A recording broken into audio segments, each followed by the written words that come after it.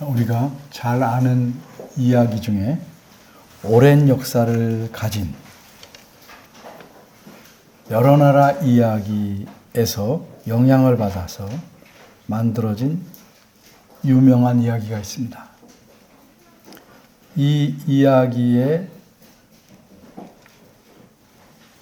가장 오래된 기록은 기원전 1세기경에 고대 이집트에서 그리스의 지리학자가 기록한 로도피스라 하는 설화라고 합니다. 그리고 그 후 한 1000년이 지나서 중국의 민담집에 기록된 예센이라는 이야기도 이 유명한 이야기와 비슷한 구조를 가지고 있다고 합니다. 그런데 이 이야기가 현재 우리가 잘 아는 그런 여러 요소가 들어가게 된 것은 17세기 말 프랑스의 작가 샤를 페로라는 사람이 민담집에 수록한 샹드리용에서 유래했답니다.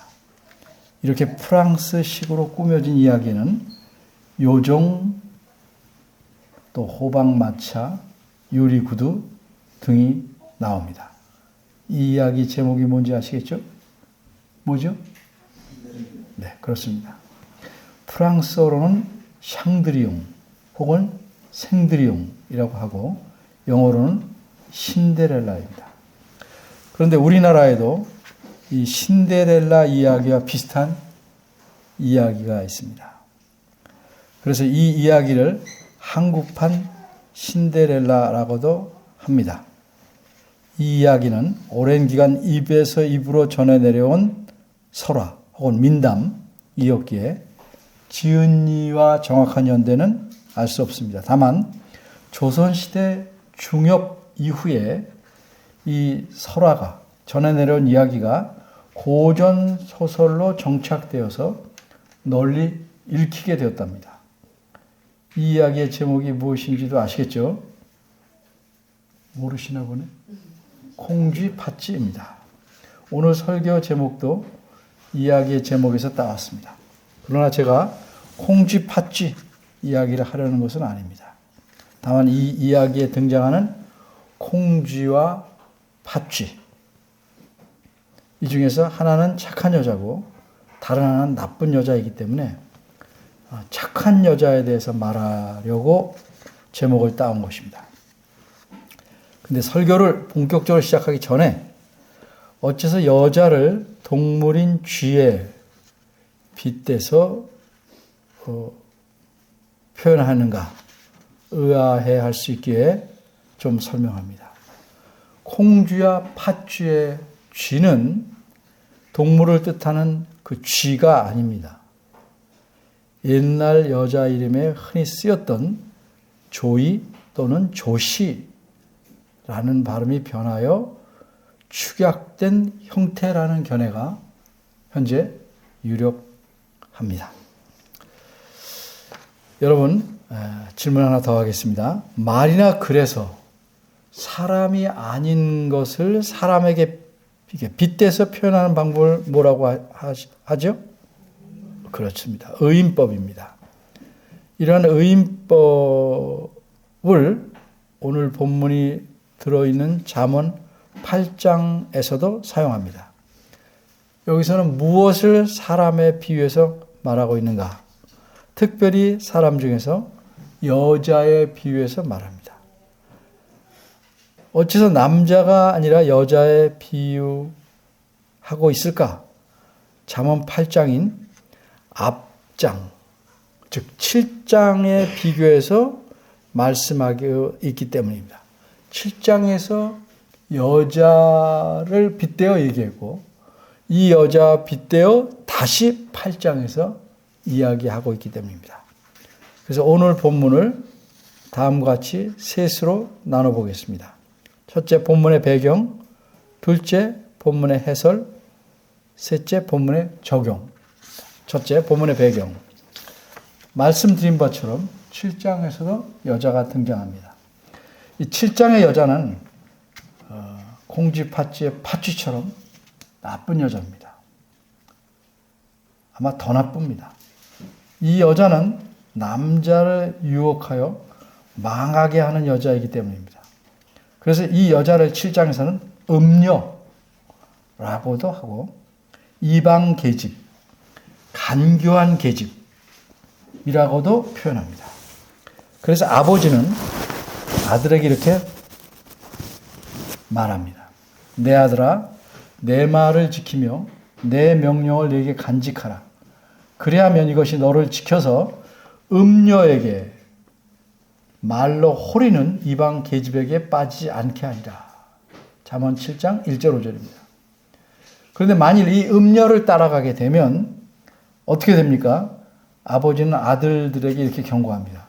내 마음이 음녀의 길로 치우치 말며 그 길에 미혹되지 말지어다. 대저 그녀가 많은 사람을 상하여 엎드러지게 하였나니 그녀에게 죽은 자가 허다하니라. 그녀의 집은 음부의 길이라 사망의 방으로 내려가느니라. 그런데 오늘 본문인 8장에는 다른 여자가 등장합니다. 이 여인은 어떤 여자일까? 콩쥐처럼 착한 여자입니다. 그래서 이 여인을 얻으면 7장의 음녀와는 정반대로, 다시 말해서 한마디로 인생을 바꿀 수 있고 살릴 수 있는 그런 여자로 묘사합니다. 그러면 도대체 이렇게 훌륭한 여인으로 의인화된 것은 무엇일까? 그것은 지혜입니다. 특히 7장 4절을 보면 7장 4절입니다. 지혜에게 너는 내 누이라 하며, 이런 말씀이 나옵니다. 이렇게 지혜를 여인에 빗대어 말씀하였습니다. 그리고 잠언 8장 1에서 4절을 보면 이 지혜가 부릅니다. 사람들을 부릅니다. 소리를 높여 부릅니다. 특별히 2절을 보면 우리말 성경에는 그가 라고 표현했는데 이것이 지혜라는 여인입니다. 여인으로 비유했기 때문에 원어에서는 다 그녀가, 조금 앞에 7장도 우리말은 다 그로 되어 있는데 실은 그녀가입니다. 근데 어째서 그라고 우리말 성경에서는 표현했을까? 남자처럼 표현했을까? 우리말 성경, 특히 개역 한글판 성경의 특징 중 하나는 제3자일 경우, 나와 너가 아닌 제3자일 경우에는 남녀를 가리지 않고 다 그라고 표현하고 있습니다. 이게 우리말 성경 개역 한글의 표현입니다. 그래서 잘 구분하셔야 됩니다. 그래서 바로 좀 전에 말씀드린 잠언 7장에서도 계속 그랬지만 7장 26절을 보면 음녀를 그에게 이렇게 표현하고 있습니다. 예를 들면. 어쨌든 이 지혜라는 아름다운 여인이 길가의 높은 곳과 사거리에 서서 사람들을 부릅니다. 성문 곁에서, 문 어귀에서, 또 출입하는 문에서도 부릅니다. 어째서 부를까요? 자기 말을 들어보라고 부르는 것입니다. 무슨 억울한 일이 있어서 사람들에게 호소하려고 부를까요? 그렇지 않습니다. 5절과 6절을 보겠습니다. 8장입니다. 하도 답답해서, 음녀에게 홀려가는 사람들이 답답해서 그들을 부르는 것입니다. 미련하게 살아가고 어리석고 살아가는 사람들에게 좀 자기 말을 들어보라고 부르는 것입니다. 자기 말을 들어서 명철해지고 마음이 밝아져서 음녀를 따라가지 않도록 그렇게 되길 바라서 부르는 겁니다. 6절입니다. 이 여인은 이렇게 말합니다. 너희는 들을지어다. 내가 가장 선한 것을 말하리라. 내 입술을 열어 정직을 내리라. 그래서 여인이 이렇게 호소합니다. 너무도 돈을 좋아하고 금덩이를 좋아하는 사람들에게 호소합니다. 10절입니다. 너희가 은을 받지 말고 나의 훈계를 받으며 정금보다 지식을 얻으라. 무슨 말입니까? 한마디로 지혜를 가지라는 말입니다.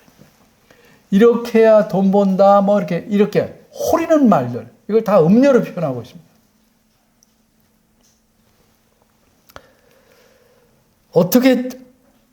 어째서 지혜를 가져야 합니까? 11절은 그 이유를 이렇게 말씀합니다. 왜냐하면 대저 지혜는 진주보다 나음으로 모든 원하는 것을 이에 비교할 수 없습니다. 사람들은 지혜를 원하지 않고 돈을 원하고 딴 걸 합니다. 세상은 그렇게 계속 부추깁니다. 그걸 따라가는 게 음료에 홀려가는 겁니다. 그럼 인생이 어떻게 된다고요? 다 망하는 겁니다. 여러분 생각은 어떻습니까? 혹시 지혜를 가지라는 말은 이 말씀을 듣고 이렇게 생각하지 않아요? 지혜가 밥 먹여주냐? 정말 지혜가 진주보다 나을까? 여기서는 진주를 모든 보석을 대표하는 물건으로 그리고 사람이 원하는 모든 것을 대표하는 것으로 진주를 말하는 것입니다. 그럼 그 진주보다 지혜가 더 나을까? 안타깝게도 그래도 진주가 지혜보다 낫다 생각하겠죠, 대부분이. 그런 사람을 5절에서 뭐라고 말하냐면 어리석은 자요 미련한 자라고 말합니다.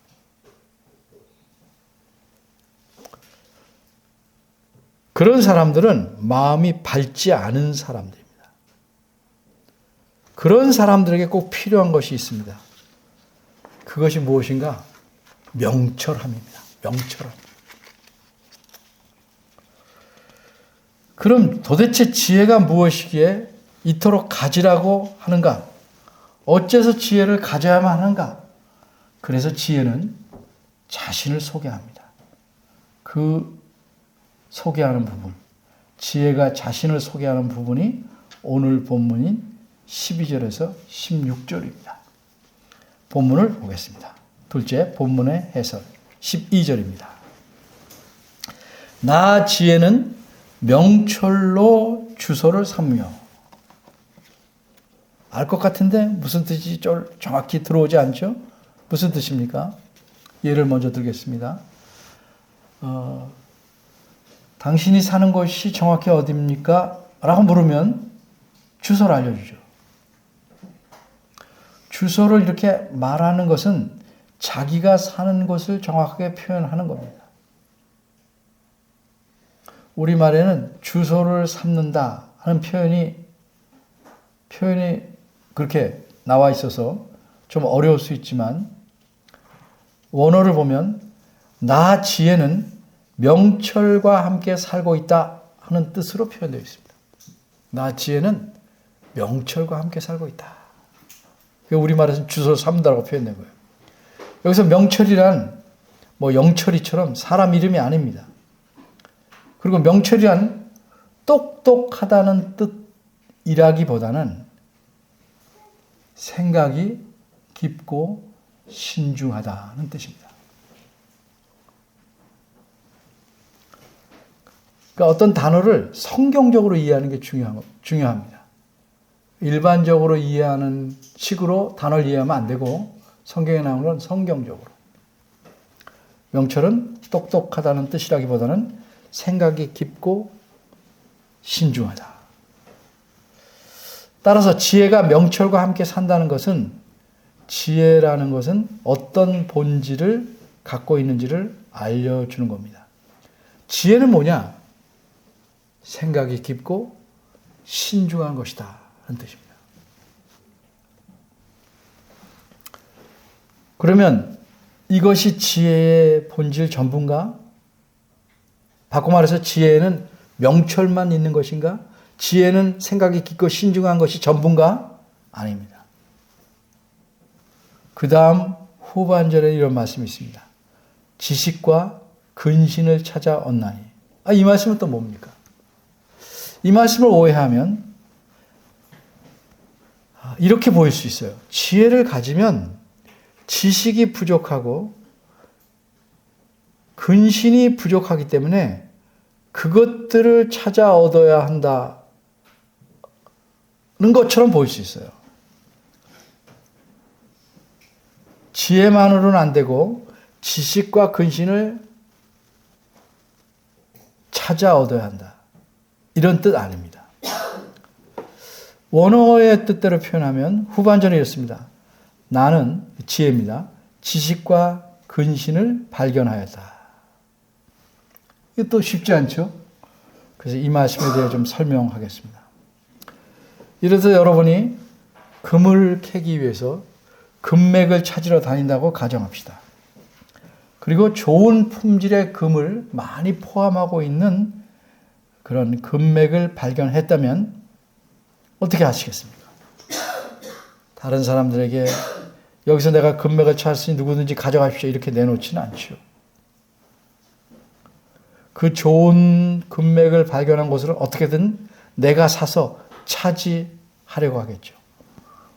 그러고 난 다음에 어떻게 해요? 그 금맥을 따라서 계속 금을 파내겠죠. 마찬가지로 지혜는 지식과 근신을 발견해서 이미 차지했어요. 그리고 금맥을 덮어서 계속해서 금을 얻듯이 지식과 근신을 발견하고 가졌지만 더 넓혀가고 있는 것이다 하는 뜻입니다. 따라서 지혜는 자신의 특성을 뭐라고 소개하는가? 나는 명철과 지식과 근신이다. 이렇게 소개합니다. 지혜란 뭐냐? 명철과 지식과 근신이다. 근데 여기서 지식이라는 거는 요즘 쓰이는 그런 단어의 뜻이 아니고 어떤 정보만 있는 것이 아니고 경험을 통해 얻은 판단과 태도까지 포함합니다. 그러니까 총체적인 지식이죠. 이게 진정한 지식이에요. 그럼 근신은 뭐냐? 우리말에서 근신은 이게 종종 학교에서 벌 받을 때 나오는 게 근신이다. 이런 거 하나 있는데 언행을 삼가는 것이다. 우리말에서는. 근데 잠언에서 말하는 근신이라는 거는 계획을 옳게 세우는 거예요. 그래서 자신의 세운 목표에 어떻게 도달해야 하는지를 분명히 볼 수 있는 능력입니다. 올바른 계획을 세우고, 계획을 옳게 세우고, 그 목표에 도달하려면 어떻게 해야 하는지를 보는 능력, 이게 근신입니다. 이걸 한마디로 표현할 수가 없어. 우리말은 그냥 근신으로 얘기합니다. 이처럼 지혜는 명철, 지식, 총체적인 지식, 경험을 얻은 판단, 태도까지 총체적 지식, 그리고 목표를 옳게 세우고 그거를 향해 나가면 어떻게 되는가를 볼 수 있는 능력, 근신. 이 세 가지 특성을 본질로 갖고 있습니다. 이게 12절에서 말씀하는 내용입니다. 근데 이 내용이 다시 반복됩니다. 반복되는 순서가 12절과는 다르게 됩니다. 뒤에서부터 됩니다. 바꿔 말해서 근신, 지식, 명철 이렇게 뒤에서부터 해야 되는데 표현을 조금씩 바꿔서 좀 흥미롭게, 다채롭게 말합니다. 먼저 예를 들겠습니다. 뭐가 필요하냐 음식할 때 우선 세 가지, 젓갈, 파, 당근 이렇게 말했다고 합시다. 그럼 다시 말해서 뒤부터 말하면 당근, 파, 젓갈 이렇게 말해야 되는데 표현을 좀 바꾸는 거예요. 홍당무, 파 중에서도 쪽파, 젓갈 중에서 새우젓. 이렇게. 똑같은 것을 바꿔서 말하는데 조금 다양한 표현으로, 색다른 표현으로 나타냅니다. 이렇게 명철, 지식, 근신이라는 이 본질적 특성을 다시 말하고 있는 것이 어디냐? 14절입니다. 뒤집어 말했어요. 명철, 지식, 근신을 14절에서 뭐라고 그래요? 도략과 참 지식이 있으며 또 뭐예요? 나는 명철이라. 그러니까 도략, 참 지식, 명철 이렇게 표현했습니다. 그런데 이처럼 명철과 지식과 근신으로 이루어진 이 지혜라는 것은 그냥 이론적인 것만이 아니에요. 실제 생활에서는 별로 쓸모가 없는, 그래서 도움이 별로 안 되는 그런 게 아닙니다. 그래서 14절 하반절은 이 지혜가 실제 삶에서 정말 유용하게 쓰일 수 있는 실제적인 능력이 있다는 사실을 말합니다. 그래서 14절 하반절은 뭐라고 말하죠? 내게 뭐가 있다? 능력이 있다. 이렇게 말합니다. 자신이 넘치게 말합니다. 내게 능력이 있다. 실제적인 능력입니다. 이 능력이 어떠하게 실제적이라고 말할 수 있을까? 15절, 16절에서 그 예를 듭니다. 나로 말미암아, 지혜로 말미암아 왕들이 치리하며 다스리고 방백들이 공의를 세우고 나로 말미암아 세상에 존귀한 자 곧 모든 의로운 재판관들이 다스린다.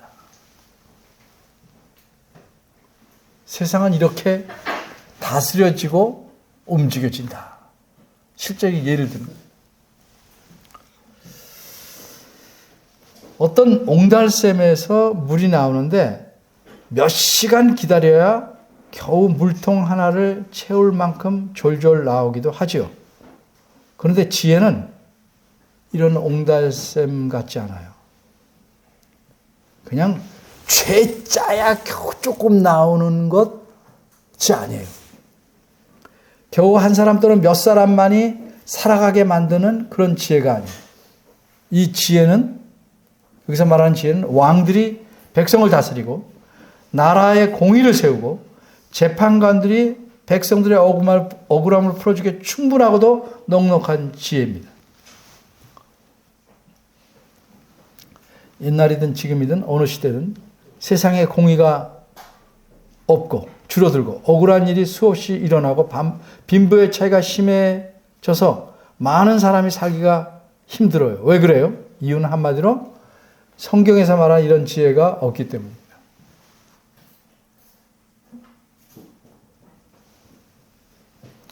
나라가 경직되고 분열되고 같은 국민을 적으로 내모는 일들이 자꾸 일어나는가?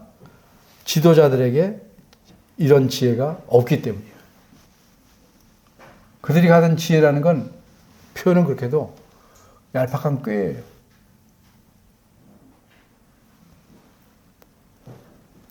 자신들은 지혜를 가지다 생각할지 모르지만, 또 우리는 일반적인 말로 그 지혜라고 말할 수도 있겠지만, 그거는 세속적 지혜고, 성경에 비춰본 사이비 지혜예요. 그게 성경적 지혜가 아니니까, 사실 그거는 무늬만 지혜인 셈입니다. 진정한 지혜라면 공의를 세울 수 있는 능력이 있어야 하는 겁니다. 이제 12절과 14절의 대칭적인 부분을 얘기했으니까 중간에 있는 13절로 가겠습니다.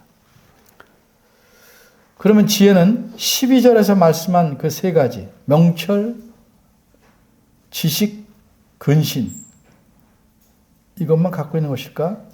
13절에서는 다른 면을 말합니다. 이 13절은 원어로 보면 좀 어려운 부분입니다. 특히 앞부분이 그렇습니다. 앞부분이 뭡니까? 여호와를 경외하는 것은 악을 미워하는 것이라, 이렇게 딱 우리말은 아주 부드럽게 해놨는데 이거 어려운 부분이에요. 이거는 그냥 잘 원어를 어려우니까 풀어놓은 번역입니다. 정확하게 언어대로 말하면 이 여호와를 경외해서 악을 미워하는 것이라, 이 말은 딱 두 가지로 기록되어 있어요. 여호와를 경외함, 악을 미워함. 이렇게 되어 있어요. 대칭시켜서. 여호와를 경외함, 악을 미워함. 그것을 우리말은 풀어놓은 거예요. 어쨌든 이 의미를 살려서 풀어 설명하면 이렇습니다. 지혜는 그저 명철, 지식, 근신, 이 세 가지 요소만 합성된 것이 아니고, 이게 합성된 데서 그친 게 아니고, 이 본질이 잘 드러난 것이 무엇이냐? 한마디로 여호와를 경외하는 것이다.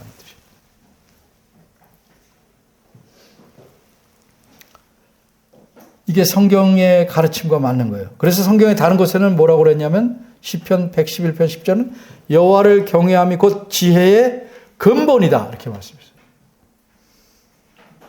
어려운 부분은 성경의 다른 것의 가르침과 맞춰서 모순됨이 없이 이해해야 됩니다. 근본이 뭐냐 그럼 근본이 알 것 같은데 여기서 말한 근본은 출발점이라는 거예요. 다시 말해서 지혜의 출발점은 뭐냐? 여호와를 경외하는 데서 시작한 거예요. 그러니까 세상 사람들은 이런 지혜를 가질 수 없어요. 왜? 여호와를 경외하는 데서 시작하지 못하기 때문에.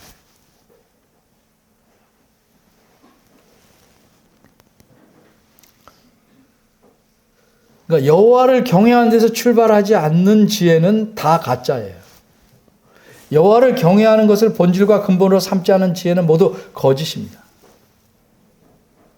이렇게 진정한 지혜는 어디서 시작해요? 여호와를 경외하는 것에서 시작하기 때문에 명철과 지식과 근실로 나타나지만 또 다른 측면으로 나타나는 면이면 악을 미워하는 것으로 나타납니다.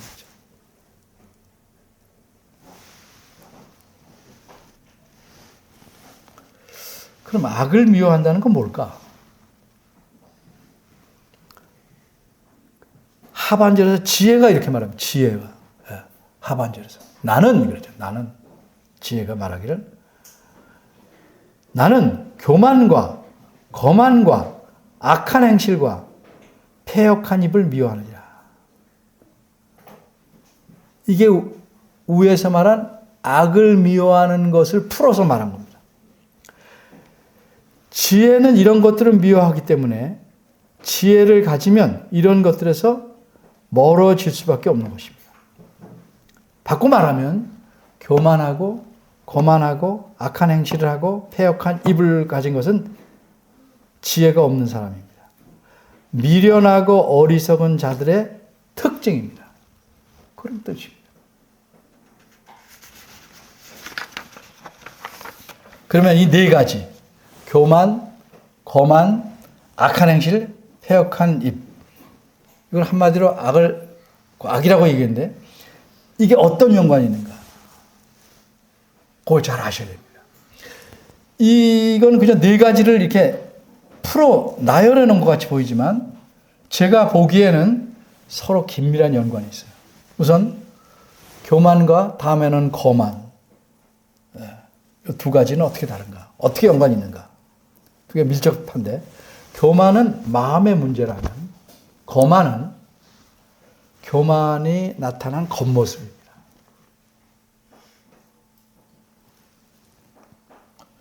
막 노력하면 사람이 겉모습은 거만하지 않게 꾸밀 수 있어요. 더 노력하면요 겸손한 것처럼 꾸밀 수도 있어요.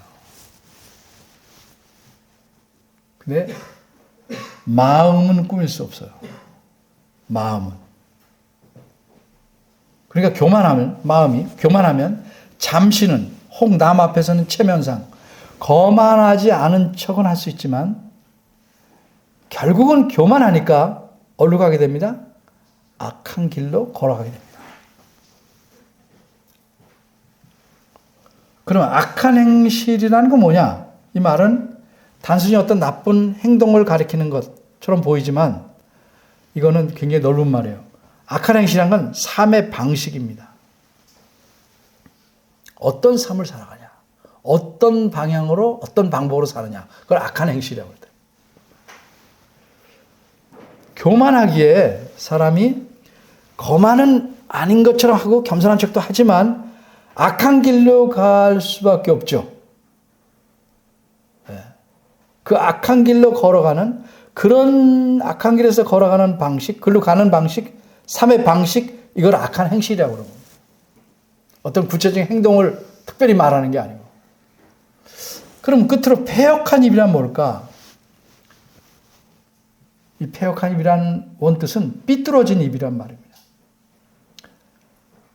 이거는 비유적인 거죠. 입 모양을 말하는 것이 아니고 말하는 말을 뜻합니다. 삐뚤어진 입이란 건 삐뚤어진 말을 가리킵니다. 근데 이 삐뚤어진 말은 한마디로 뭐냐? 아무리 예의상 꾸며도 교만에서 나오는 말이에요. 교만에서 나오는 말. 이게 삐뚤어진 말, 삐뚤어진 입으로 표현하고 있는 거예요. 교만에서 나오는 말은 무엇일까? 남을 무시하는 말입니다. 가장 기본적인 것이. 남을 업신여기고 깔보고 짓누르는 말입니다. 교만에서 나오지 않은 말이 교만에서 안 나왔는데 남을 아프게 할 수 있어요. 또 교만한 것으로 오해받을 수도 있어요. 왜? 사람의 이해는 부정확하니까.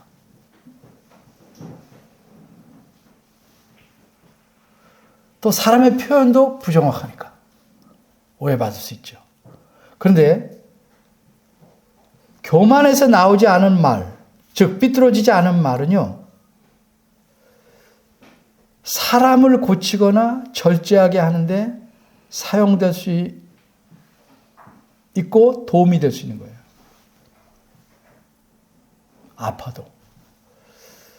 하지만 교만에서 나오는 말은 아무리 겸손한 척, 부드러운 척 꾸며서 말할지라도 결국에는 그 사람에게 상처를 입히게 됩니다. 이처럼 교만, 거만, 악한 행실, 악한 길 가는 삶의 방식, 패역한 입, 이 네 가지 뿌리는 뭐예요? 교만입니다. 교만.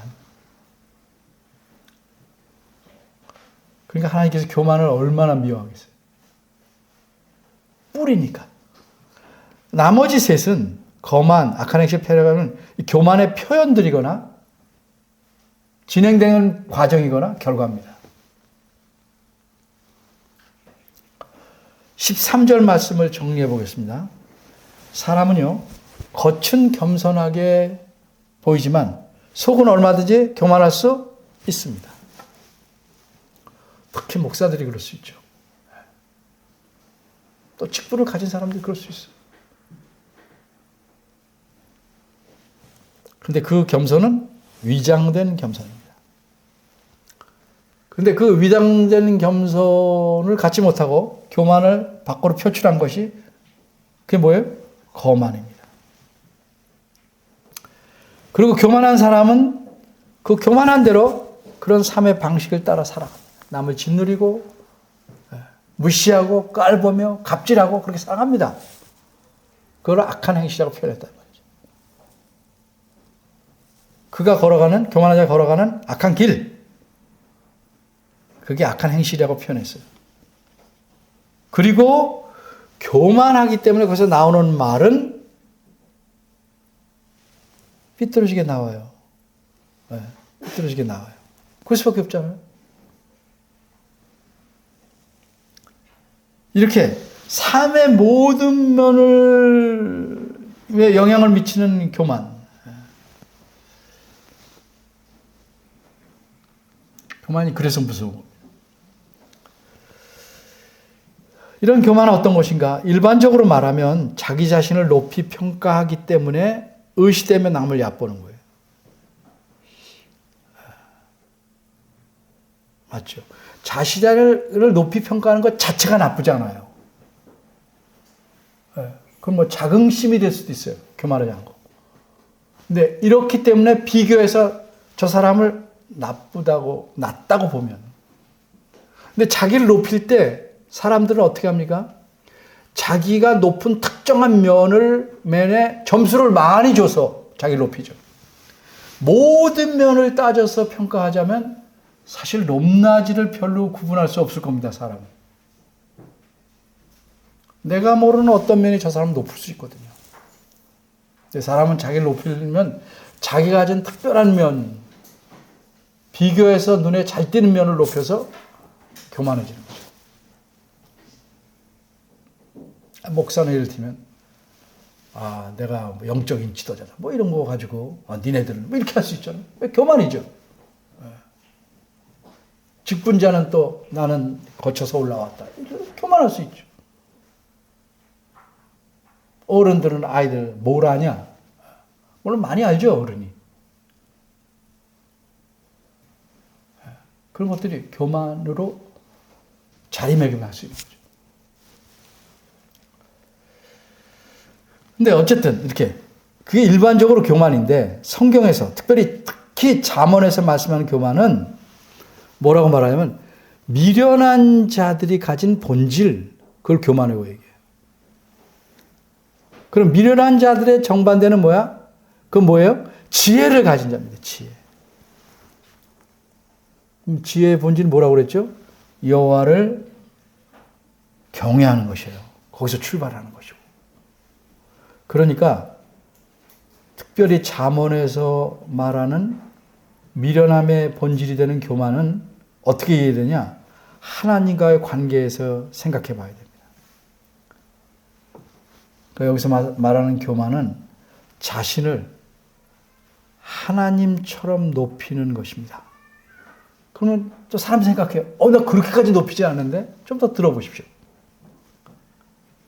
교만한 사람은요, 자기가 하나님이에요. 믿을 거는 나밖에 없다. 이제. 자기가 하나님이죠. 그에게는 하나님 필요 없어요. 내 주먹을 믿자, 내 능력을 믿자, 내 재산을 믿자, 내 지식을 믿자, 내 재주를 믿자. 하나님으로 자신이 가진 것 자신을 하나님으로 여기는 거죠. 그게 교만의 본질입니다. 성경에서 말하는.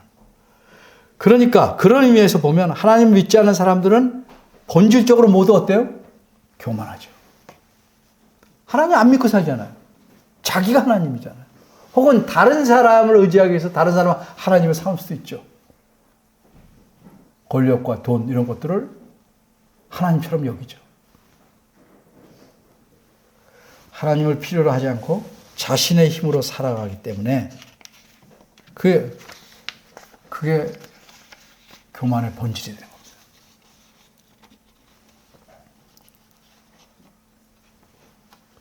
자신을 하나님으로 여기거나 하나님과 무관하거나 독립된 자로 여기니까 하나님을 필요하지 않는 마음, 그게 성경에서 말하는, 잠언에서 말하는 교만입니다. 이 말씀에 비춰서 나는 교만하지 않다? 그럴 수 있어요?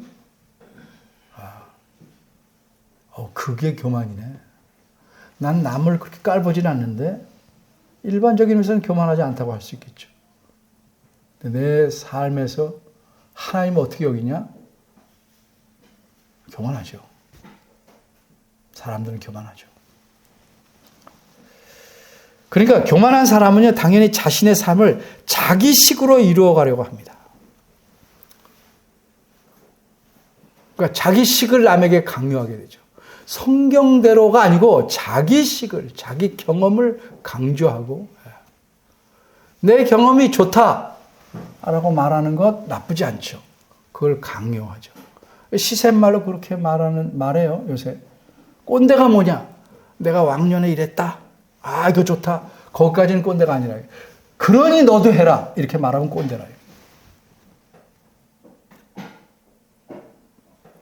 성경대로 이것이 이러하니 하나님 말씀이니까 따라해야 된다는 말해야 되지만, 내 방법이 좋다? 말할 수 있죠, 도읍으로. 너도 이렇게 된다. 이렇게 말하면 안 된다. 이거죠.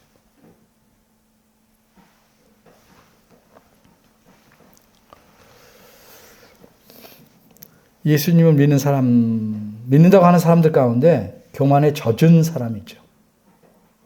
어떤 사람이냐? 하나님 말씀을 참고로 하는데 자기 삶에 도움이 될 때만, 도움이 되는 만큼만 참고로 합니다. 그런 사람들은 하나님께서 요구하신 대로 내 삶의 방향을 바꿔서 살려고 애쓰지 않습니다. 모든 것을 자신이 꿈꾸는 대로 이끌어가야 직성이 풀리고 자기 삶이 보람있게 보이고, 그렇게 돼야 하나님이 날 도와주신다? 그런 식으로 생각합니다. 그러니까 교만한 사람은요, 부지런히 자기식으로 자기 꿈을 갖고 갑니다. 남편도 아내도 자식들도 다 자기 꿈을 가꿔주고 키워주고 경작해줄 일꾼으로 삼고 살아갑니다. 그러니까 나에게 그다지 도움이 안 돼 보이는, 실제적으로 보이지 않는 하나님 말씀은 단호하게 거절할 수가 없죠. 겉으로나 그래요. 겉으로 그러는 사람은, 내놓고 그러는 사람은 그리스도인을 할 수가 없죠. 하나님도 심지어 제쳐놔요. 이게 교만이 가진 특징입니다. 이런 사람을 어리석고 미련한 사람이다. 본인이 자신을 어떻게 생각하든지 간에 성경은 이렇게 얘기합니다. 올해도 이제 2달밖에 남지 않았습니다. 가끔 자기 아이들이 얼마나 잘하는지, 아이가 특별히 어렸을 때는 키도 재보고 몸무게도 달아봅니다. 그런데 자기 심령이 얼마나 성숙했는지 살펴봅니까? 그 살펴보는 일은 매우 드문 것 같아요. 내가 얼마나 교만을 배워냈는지, 바꿔 말하면 지혜로운 자가 되어가고 있는지 살펴보는 일은 매우 적습니다. 그저 올해 한 해 내가 꿈꾸던 욕심대로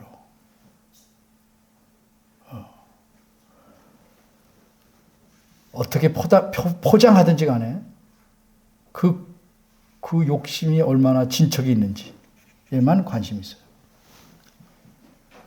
지혜롭지 못한 일입니다. 교만은 멸망의 대상 제1호예요.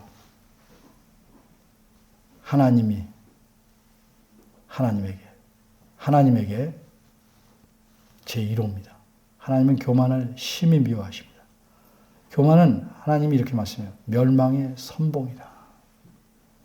요거 따라하면 바로 멸망이라는 거죠. 교만한 사람은 하나님의 심판에서 벗어날 길이 없어요. 하나님의 미움에서 벗어날 길이 없습니다. 제가 바라기는 2달여 남은 올해 이 시점에 자신을 돌아보고 마음을 좀 자세히 살펴보시기를 바랍니다. 겉으로만 겸손한 척하지 말고 마음의 교만을 배워내고 지혜로운 삶을 살아가시길 바랍니다. 그럼 이제 마지막으로 생각할게요. 어떻게 해야 이 지혜를 얻습니까? 잠언 8장 17절 본문 아래에서 이렇게 말씀합니다. 나 지혜를 사랑하는 자들이 나의 사랑을 입는다. 그러니까 나를 간절히 찾는 자가 나를 만난다. 이렇게 말씀해요.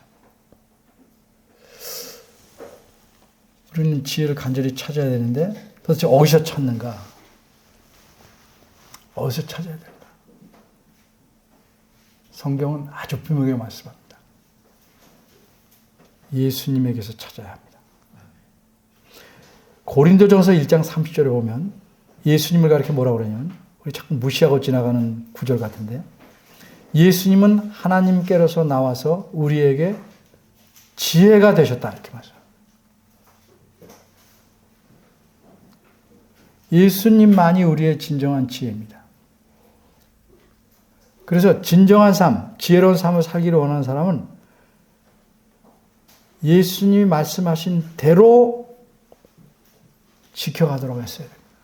가르친 대로 행하도록 애써야 됩니다. 더 진실하게 믿도록 해야 됩니다. 건성으로 말고 나 여기까지만 믿어야지 하고 한계를 두지 말아요. 이 정도면 다른 사람들보다 낮게 믿는 것이다. 이렇게 생각하면 안 돼요. 이 교회 다니는 것으로 다른 교회 다니는 것보다 훨씬 낫다? 그런 면이 있겠죠. 근데 그게 독이 될 수 있는 거죠. 그렇게 생각하지 말고 예수님을 내 힘을 다해 최대한 진실하고 깊게 믿어야 돼요. 그리고 이 믿음이 예수님의 가르침에, 예수님 말씀에 순종함으로 드러나야 되는 겁니다. 예수님 말씀을 우리가 배우는 거는 지식을 단순히 쌓기 위해서가 아니고 살려는 거예요. 실제적인 그렇게 살려는 거예요. 어떤 일을 지혜롭게 처리하느냐를 보면 대부분 그 사람의 신앙의 깊이와 방향을 알 수 있어요. 성숙도를 알 수 있어요.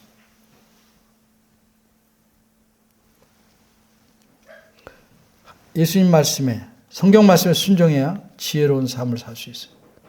부디 바라기는 우리가 날마다 달마다 더 지혜로워지기를 소원하며 기대하며 바랍니다. 기도하겠습니다.